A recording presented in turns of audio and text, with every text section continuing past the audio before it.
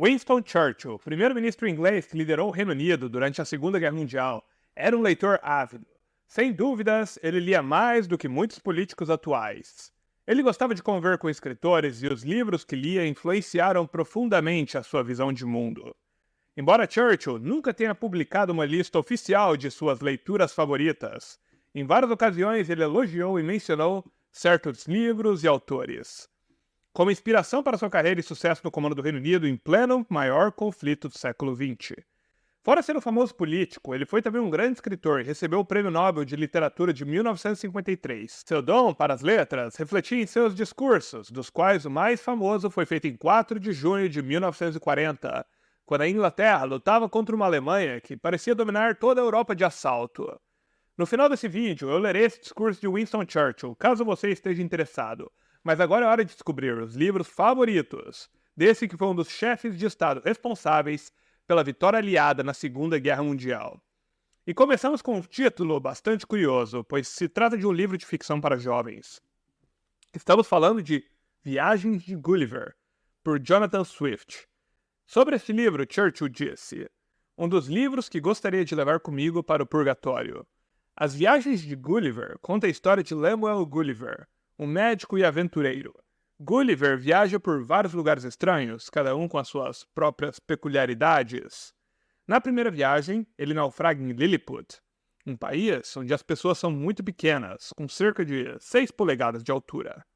Ele é muito maior que eles e se torna um gigante em meio aos Lilliputianos. Na segunda viagem, ele vai para Brobdingnag, onde tudo é gigantesco e ele é o pequeno desta vez.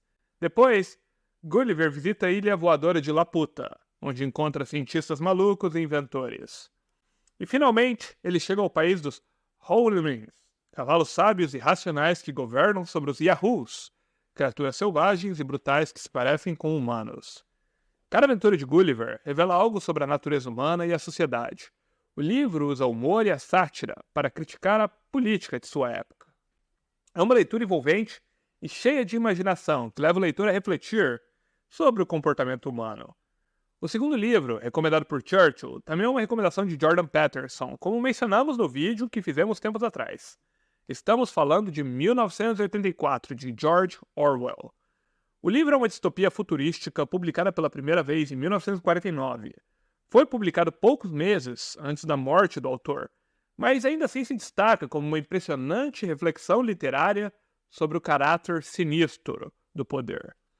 A última obra de George Orwell apresenta Winston Smith, um homem preso em uma sociedade totalitária governada pelo Estado, onde tudo é feito coletivamente, mas todos vivem sozinhos. Ninguém escapa do olhar cínico e brutal do grande irmão, também chamado de Big Brother. Winston aprende com o líder do partido político dominante que nós só nos importamos com o poder, poder pelo poder, poder puro. O livro de Orwell, que também escreveu A Revolução dos Bichos, foi um grande sucesso quando foi lançado em 1949. Infelizmente, diz muito sobre o mundo atual. Antes de irmos para o próximo livro, lembre-se que tanto 1984 quanto As Viagens de Gulliver e todas as obras que mencionaremos hoje estão com descontos especiais no link que você vê na sua tela. Vou deixar também o link na descrição e nos comentários. Vale a pena conferir para comprar essas obras a preços incríveis. Agora, voltando ao assunto, o próximo livro recomendado por Winston Churchill é A Máquina do Tempo, por H.G. Wells. Churchill disse que esse livro era uma grande obra no mesmo nível de As Viagens de Gulliver. Uma curiosidade é que Churchill participou da invenção dos tanques de guerra, uma máquina que Wells havia previsto em seus livros, pois o autor era fascinado por tecnologia e armamentos de ponta. Churchill, como Wells, construiu uma carreira com uma visão de futuro e algumas de suas previsões se tornaram realidade, incluindo suas ideias sobre a bomba atômica e frangos injetados com hormônios, entre outros horrores contemporâneos. Outro livro que Churchill recomendou e virou até filme se trata de E o Vento Levou, por Margaret Mitchell. A história se passa durante a Guerra Civil Americana e a reconstrução do sul dos Estados Unidos. A trama gira em torno de Scarlett O'Hara, uma jovem sulista determinada e teimosa. Scarlett vive na plantação com a sua família, e quando a guerra começa, a vida dela muda drasticamente. Ela enfrenta muitas dificuldades, mas usa sua inteligência e força de vontade para sobreviver, O livro explora as mudanças sociais e econômicas da época e o nascimento de uma nova era. Na mesma linha de 1984, outro livro favorito de Churchill e que previu coisas que acabaram por acontecer é o best-seller Admirável Mundo Novo, por Aldous Huxley. Essa é uma leitura crucial para quem se interessa pela temática de estados autoritários. A história mostra uma sociedade totalmente baseada em princípios científicos e quando as palavras pai e mãe são faladas, as pessoas ficam enojadas. Programadas em laboratório, essas pessoas nascem em uma sociedade onde existem castas biologicamente definidas. Esses indivíduos são ensinados a fazer seu trabalho na sociedade desde o nascimento. Um mundo onde a literatura, a música e os filmes apenas ajudam a manter as pessoas na linha. Um universo que admira o avanço da tecnologia, da linha de montagem, da produção em série, da uniformidade. Huxley escreveu sobre a sociedade tecnológica onde a racionalidade se tornou a nova religião e a ciência o novo ídolo. E Churchill gostava muito de ficção com uma pitada de realidade, tanto que o próximo livro dos que ele recomendou é o clássico As Minas do Rei Salomão, por Henry Rider Haggard. Churchill leu cerca de uma dúzia de vezes esse livro, de tão interessante que era para ele. A história segue Alan Quatermain, um caçador de elefantes explorador que é contratado por Sir Henry Curtis e seu irmão Capitão Good.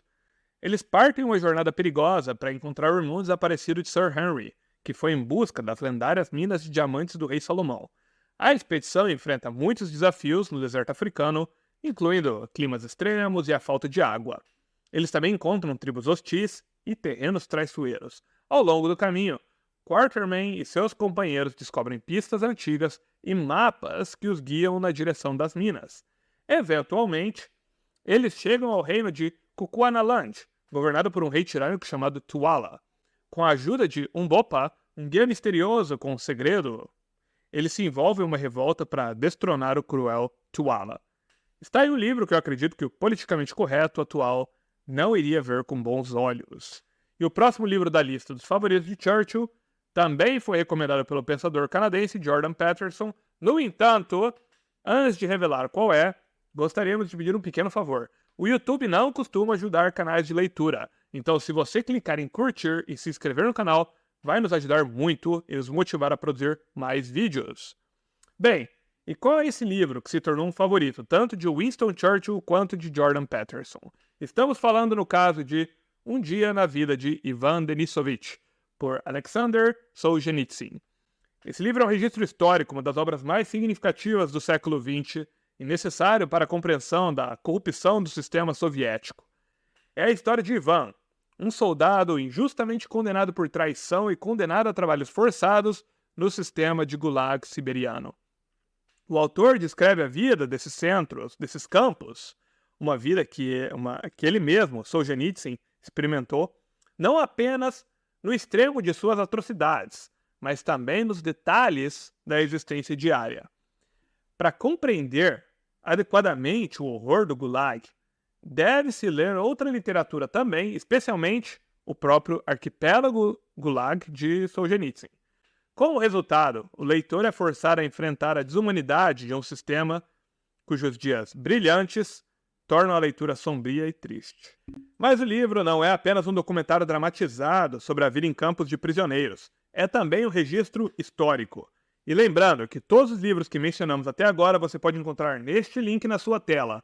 O link também se encontra nos comentários. E lembra que no começo desse vídeo eu prometi ler o histórico discurso de Winston Churchill, feito no momento que parecia tudo perdido pela Inglaterra na luta contra a Alemanha na Segunda Guerra? Eis aqui a parte mais marcante desse discurso, que motivou os soldados britânicos a reagirem. Abre aspas. Muito embora grandes extensões da Europa e antigos e famosos estados tenham caído ou possam cair nos punhos da Gestapo e de todo o odioso aparato do domínio nazista, nós não devemos enfraquecer ou fracassar. Iremos até o fim, lutaremos na França, lutaremos nos mares e oceanos, lutaremos com confiança crescente e força crescente no ar, defenderemos nossa ilha, qualquer que seja o custo. Lutaremos nas praias, lutaremos nos terrenos de desembarque, lutaremos nos campos e nas ruas, lutaremos nas colinas, nunca nos renderemos. E se, o que eu não acredito nem por um momento, esta ilha, ou uma grande porção dela, fosse subjugada e passasse fome, então o nosso império de além-mar, armado e guardado pela frota britânica, prosseguiria com a luta até que, na boa hora de Deus, o novo mundo, com toda a sua força e poder, dê um passo em frente para o resgate e libertação do velho. Fecha aspas. O pensamento de Churchill foi moldado por autores conservadores. E se você quiser saber quais são os grandes autores e livros do conservadorismo, basta clicar nesse vídeo aqui à sua esquerda. Um dos citados, por exemplo, é o brilhante inglês Roger Scruton.